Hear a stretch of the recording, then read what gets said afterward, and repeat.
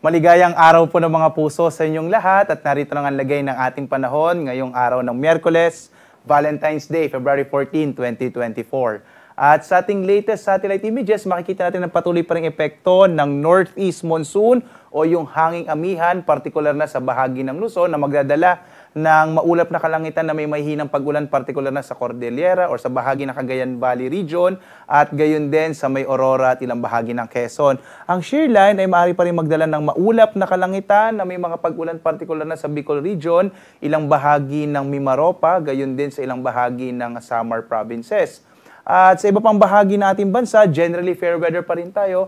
Posible yung mga isolated rain showers and thunderstorms sa may Visayas at Mindanao, habang mga isolated light rains naman sa bahagi ng Luzon, partikular na yung Ilocos Region, Central Luzon at yung bahagi ng Kamaynilaan.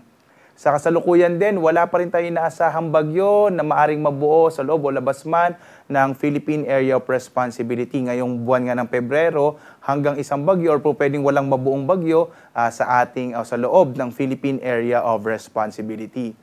Tingnan natin yung magiging lagay ng panahon sa Luzon.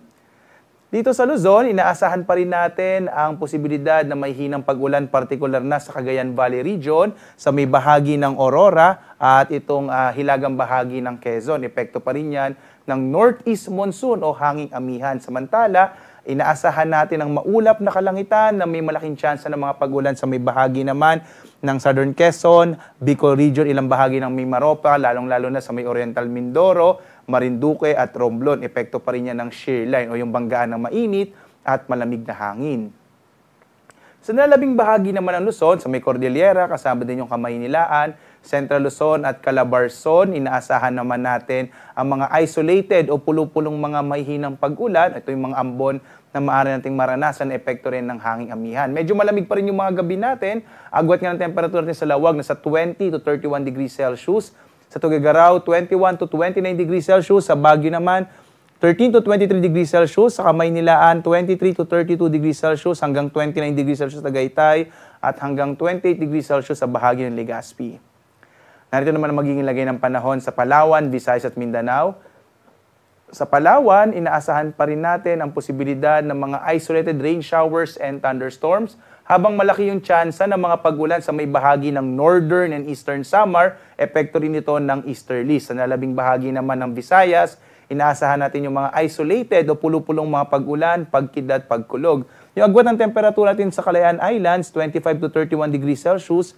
Sa Puerto Princesa City, 25 to 32 degrees Celsius. Sa Iloilo naman, 25 to 30 degrees Celsius. Habang sa Cebu, 24 to 30 degrees Celsius. Sa Tacloban naman, nasa 24 to 30 degrees Celsius.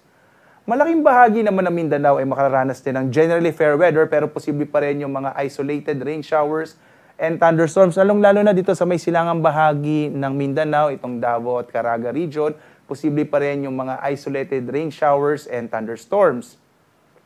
Agwat nga ng temperature natin sa Zamboanga nasa 24 to 34 degrees Celsius. Sa Cagayan de Oro naman, 24 to 30 degrees Celsius, habang 24 to 32 degrees Celsius naman sa may bahagi ng Davao. At sa ngayon wala pa naman tayong nakataas na ulit na gale warning. Naglabas ho tayo ng final gale warning at inaasahan pa rin natin yung mga moderate to rough o katamtaman hanggang sa maalong karagatan, pero ligtas naman po pumalaot yung mga sasakyang pandagat sa karagatan ng ating bansa.